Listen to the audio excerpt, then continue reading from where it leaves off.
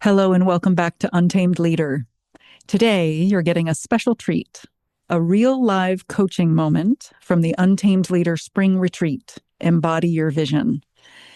The client, Dana, is starting a new chapter, stepping back from her career and feeling called towards something more alive, more intentional, something she's been calling oceaning, living with more presence and impact, and feeling what that actually means in her body and her energy, not just her head.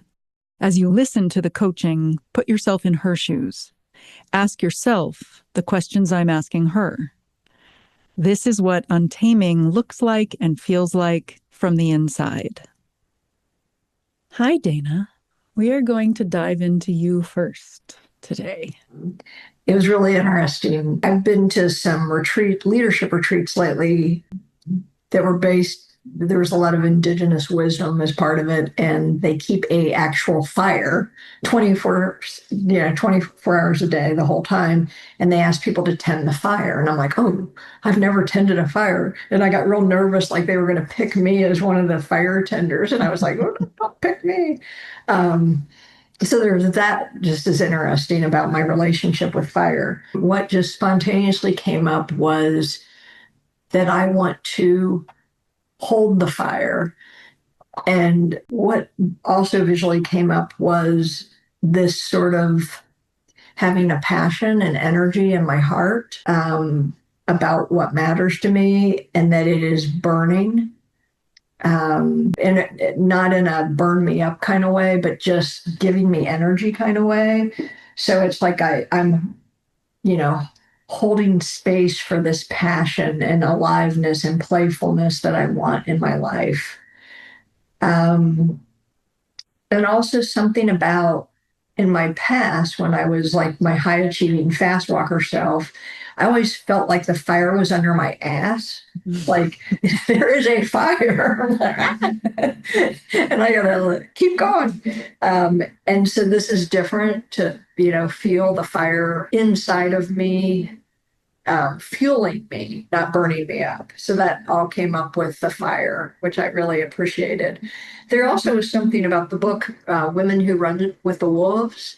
There's a story in that book about when we let the fire go out of our life, and how that feels. And this whole story about we need the fire in our lives. So that came up to me too. Um, Lori, I really appreciate what you said, the difference between effort and energy, because that feels like a big deal for me right now. That I'm getting opportunities to do new things and I'm resisting, like, and I'll even sign up for them and then be like, what did I do that for? And I'm not even signing up anymore in my pleasy, like wanting to please somebody. I've sort of gotten over that to some extent. So it used to come from there. It doesn't anymore. I don't feel like I have anything to prove. I don't think I need to please anybody at this age and stage. But it's more like, oh yeah, that sounds fun. And then like, holy shit, what was I, like a totally different person is like, why was I thinking that? And I'm trying to discern the difference between back to effort and energy.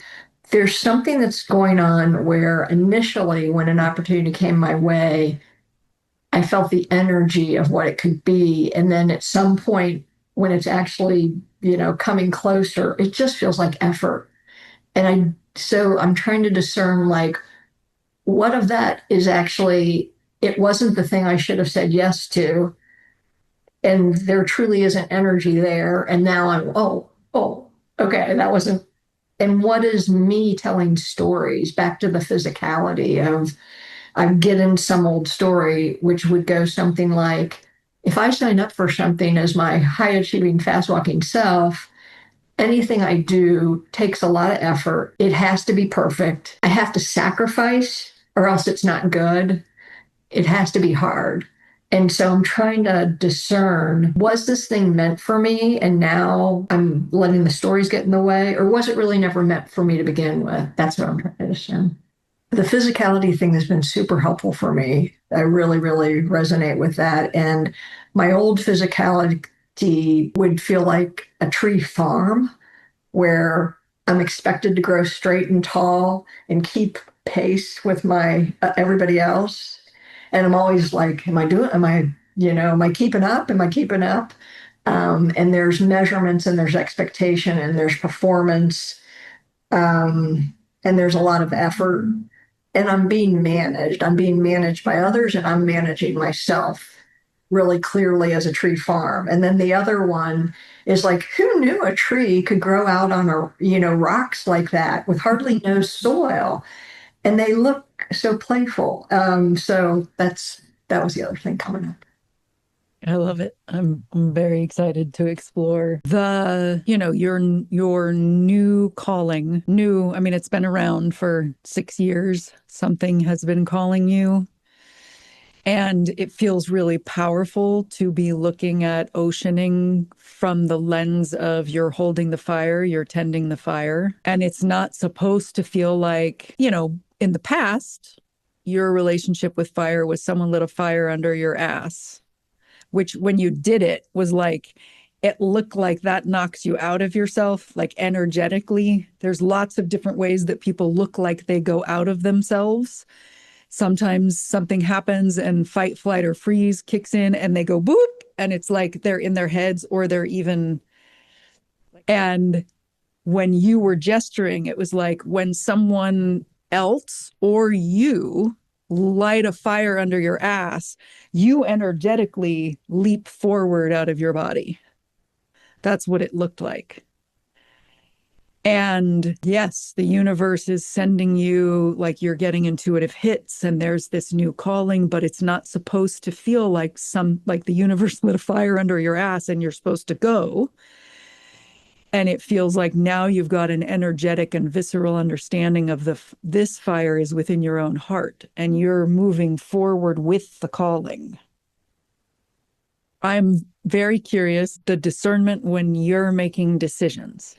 When you're sitting there and you're making a decision and you want to be in the embodiment of the you that is walking this vision, how does that go?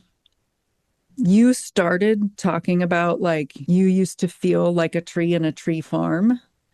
And then there's also the who knew trees could grow in rocks and be so playful and have that other form. Close your eyes and imagine that like you're almost breathing in the energy that is that tree Mm. before you fully put it on. Like you're starting to play with it. What What I does it feel, do to your breath, your energy? my breath feels deep and easy. And there is like, I wanted to like just start swaying. Like there is just this natural following the energy of movement. And something about like dancing to your own movement. It's not regimented. There's something just about that, like you're finding your own rhythm. Mm-hmm. From, yeah, you're paying attention to source Mm. and finding your own rhythm. There's something about that. Okay. And now, as hard as it might be, let that go for a moment. Okay. That was so juicy. I was like, oh my God, I almost want to go there. So I don't want to make you like take on the old if you're truly ready to be like, I've said all I want to say about this one. I've felt all I want to feel, but I feel like let's have you put on the hint of the old, the Yeah. tree and the tree farm and see what is revealed. And then if it's like, nope, we're done. Let's go to the other one. We will do that. Yeah, I like that. So close your eye. You know, tree farm better. Put on the hint, the like 10% of the tree farm old habit of Dana. What shape, and you can narrate for us as you're feeling your way into it. What shape does it take in your body? It feels rigid. Mhm. It's like straight up and down, and I'm sort of leaning forward because there's a effort to keep up, to Mhm. keep performing. What do you Um, notice about your breath? it's shallower. I'm not.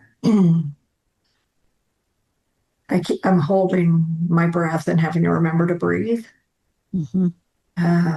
As I strain to make sure that I'm keeping up with the other trees and doing what I'm supposed to be doing, I forget to breathe, and I got to remember to breathe. But when I do, it's still sort of shallow. Mhm. And there's some kind of energy that I get from keeping up. I feel like an energy that I'm getting from it that on the surface feels like it's feeding me, like, oh, okay, I'm keeping up. Oh, I'm keeping up. But I also can tell it's depleting, it's burning me up too. It's burning me out. There's Mm. a, it, in contrast to the other way, I can feel that there's a depletion happening with this energy that I'm getting from like keeping up. Mhm.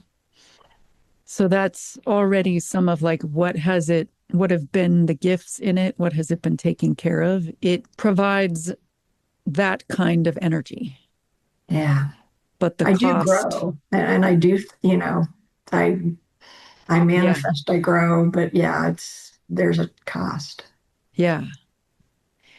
What else has it taken care of for you? I have a standing in this community. Um, so I've established myself in this community. I've established that I can do this and be in this community and I can keep up and grow in the ways we're supposed to and the ways we're expected. Mm-hmm. So it's given me credibility. Mm-hmm. Credibility in the tree farm of Mm, life. yeah. Mm-hmm. Okay, go ahead and shake it off. And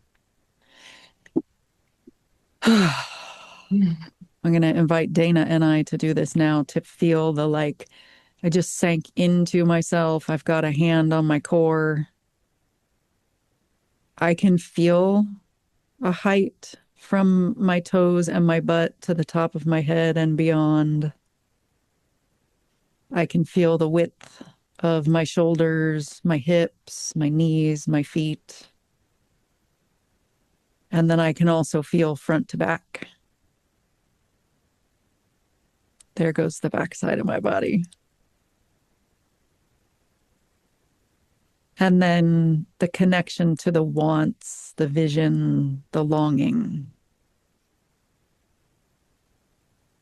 And then from there, what's it like to reflect on what that old tree farm shape gave you and cost you from the centered Dana that you are right now? You fit in the tree farm. You got standing within the tree farm. You did create things. You had this particular kind of energy that also burnt out. Yeah. I think just building on that, the other things it gave me in the tree farm, the credibility I got, I have influence. I can Mm-hmm. make an impact. Mm-hmm. And the world seems to much more readily give credibility to the tree farm compared to the world does not know what to make of the other tree Mm. form. Mm-hmm. So when I'm at a place where I need external validation, the tree farm gave me a lot of external validation. Mm-hmm. And the other tree form, I don't get a lot of it. I get some, but not a lot of external validation. It's more like this feels like me. This feels like what I'm being called into. Mm-hmm. And it's hard to let go of that external validation. Mm-hmm.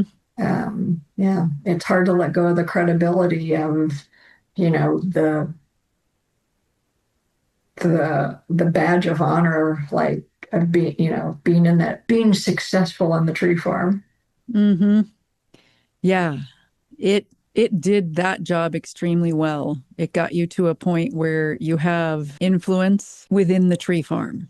Yeah, What stood out to me envisioning the two is if creating some kind of change in the world is part of what you want, you cannot do that from within Tree Farm. It was like a visceral version of the other tree with the fluidity and the side to side. That Dana can create change. The other one fits in and has standing in the systems that exist, yeah, which is awesome. And it's called an Untamed Leader Retreat. And it also feels like the longing to step fully into the more rounded, growing out of rock, side to side tree, Dana. It includes this calling. And it's a little bit like, even underneath that is like, because I want to be me, mm, because I want to be me. You haven't, Tree Farm is not as fully you. How does yeah. that resonate? It resonates very strongly. And the other thought that comes up is it came up, not that this is true, but the thought came up that in terms of, I really do care about making an impact in the world and not just like retreating into my own private Idaho, as the saying goes. And there's something about the dancing defiant joy tree in the woods that it's like it's out there by itself in the wilderness. It actually is in the area called the Clifty Wilderness. That's a designated wilderness here in our part of the world. So something in me is saying, well, if you choose, you don't want to be the tree farm anymore and you want to be the tree in the woods, is that, Mm-hmm. is that retreating from the world? Is that not making, how do you make an impact in the world when you're off in the Clifty wilderness dancing, even if it is Mm-hmm. joyful? Mm-hmm. So that's Mm-hmm. coming up. Yeah. And it's something like something in me is making this either or. Like, well, if you care about the world, then you got to figure out how to live in the farm. Mm-hmm. If you want to just go do your own thing, and by the way, I can now because I financially and I'm of an age, I can walk away and do my own Mm-hmm. thing or not Mm-hmm. do anything. Yeah. So I have that option. That is an option. But that's what scares me. It's like I don't, that's what scares me. Yeah. I'm curious. Let's put on Tree Farm Tree for a moment again. Okay. What does Tree Farm Tree want or need you to acknowledge?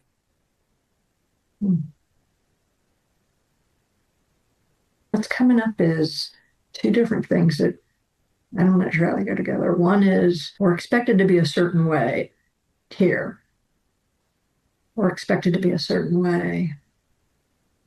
And then there is this, but is there the possibility that of doing it differently? Mm. Mm-hmm. So even Tree Farm Tree, it lived up to those expectations beautifully. And then either even Tree Farm Tree, Dana, is curious about like, is there another way? Yeah. Like we did this. The arc is over on this. Go ahead and shake off Tree Farm Tree again. And then feel Defiant Joy Tree. Hmm. What is Defiant Joy Tree, Dana's perspective on what seemed like an either or? It is something about when you trust yourself to live here in this way, you can go wherever you want. Mm. So that image is like it's a moment in time, and that tree can go wherever. It could go communicate with the trees back in the tree farm. It can talk to birds flying in the air, wherever it wants. Yeah. And there's something about it was a feeling, not words so much, but about when I'm still in the world of the comparing and judging and wanting external validation, it's going to be hard to bring Defiant Joy Tree into tree farm world. But if I Mm-hmm. truly trust myself in the other form, um, and I don't need the external validation, it's like, this is right for me. This is what is calling me. Mm-hmm. Then I'm free to go where I want to. Yeah. And when you said that, it feels like, yay, I'm so glad that you got a picture of a tree that was out on its own. But it doesn't mean, oh my God, the poor tree is going to be out there on its own always and forever. It's like it's out there where it can feel itself, listen to itself, trust itself, because it's liberated itself from the tree farm physicality expectations, which is different and is what paves the way for Defiant Joy Tree can go anywhere. Yeah. Yeah. And you put your finger on another aspect of this. There's part of me that still holds this belief, like, yeah, when I'm out in the woods, it is the place I can feel, listen, and trust myself. It creates the conditions for that to happen, and I Mm-hmm. respond. Stick me in tree farm, and all of a sudden, it's like I'm like Cinderella, and my Mm-hmm. coach just turned in, you know, to the pumpkin again. It's like I shift. And Mm-hmm. so there's part of me that thinks like I have to be in the conditions that I know liberate me, and that's not it. Um, Mm-hmm. and and doesn't trust that Mm-hmm. I can hold it without being in the wilderness conditions. Yeah. Yeah. And shake off Defiant Joy Tree and put on the hint of Tree Farm Tree. What does Tree Farm Tree want or need to hear in order to let Defiant Joy Tree run the show, even when other Tree Farm trees are around? Is it safe? That's what came up. Mm. Is it Mm-hmm. safe? And let Tree Farm Tree go.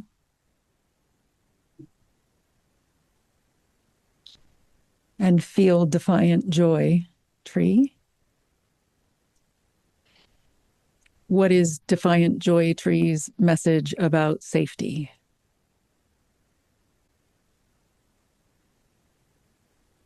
When you're present, you're safe. Mm-hmm. Come back into Tree Farm Tree and check in. Is there anything else that it wants or needs to hear?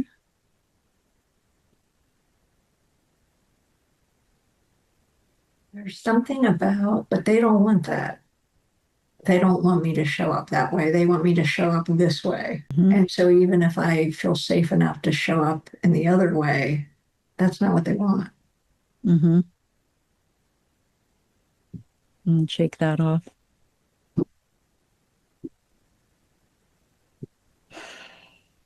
And then feel Defiant Joy Tree.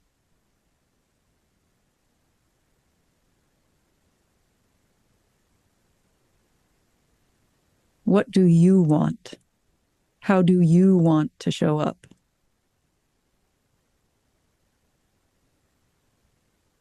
I want to be an expression of the ability to show up in many different ways that doesn't look like standing tall and straight and all falling in line. Mm-hmm.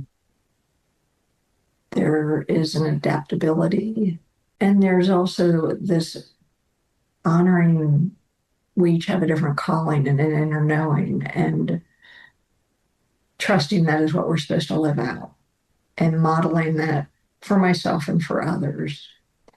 And there's something about, and Lori, I think maybe channeling you too, something really strong coming in about those who, back to what the tree farm said about they don't want it, those who are wanting this message, are ready for this message, will come, will be there. Mm-hmm. Yeah. You can stay in Defiant Joy Tree if you'd like. That I was hearing words in my head like fuck them. And feeling like Defiant Joy Tree, Dana, like it's interesting to me. Like there are many different ways to lead. And we've talked about voice in the world. There are many places to take your voice in the world. And it's a landscape, not a ladder where there's only one, keynotes and TED Talks are at the top and everybody else is less than, and you're all fighting for space on the keynote tree, even if you don't want it. And the landscape is more like, how are each of us meant to use our voice? And there's leading from the front, there's leading from within, there's leading from behind, there's leading from beside. And this feels like Dana's unique blend of leading from within and from the front, because trees' roots are all connected. And there's the sense that, like, some of the trees in the tree farm are going to be like, no. And some of the trees in the tree farm are going to be called by you going first. Mm. It's your way of leading from the front, which is embody Defiant Joy Tree. Take your voice and your presence, the places that you are called to go. And the ones who are ready will go, oh my God, that's possible?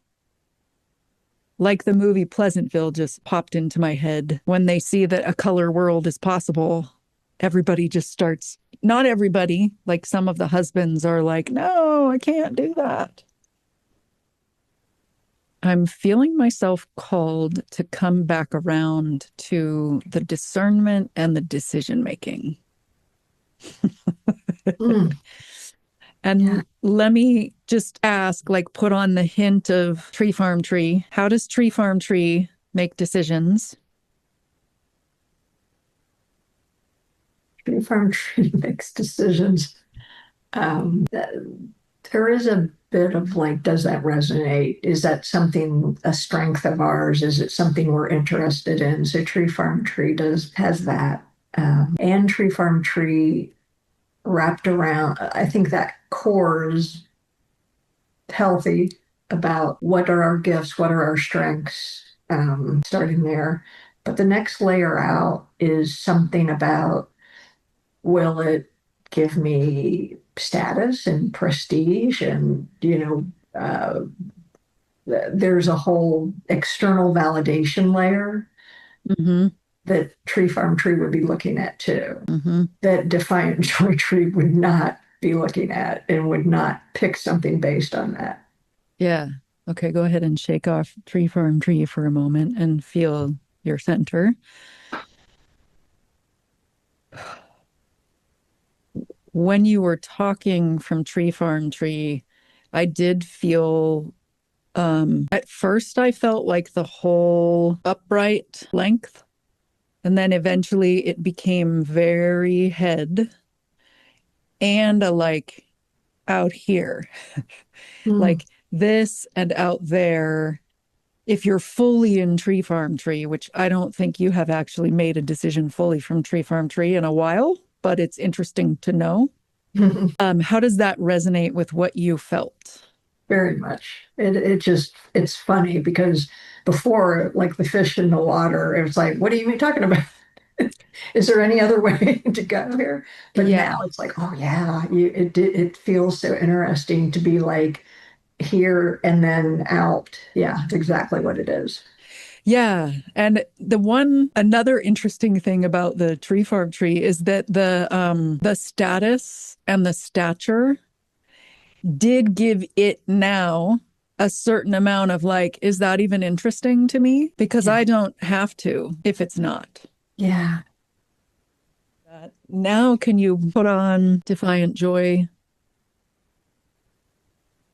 How does Defiant Joy discern, choose, make decisions?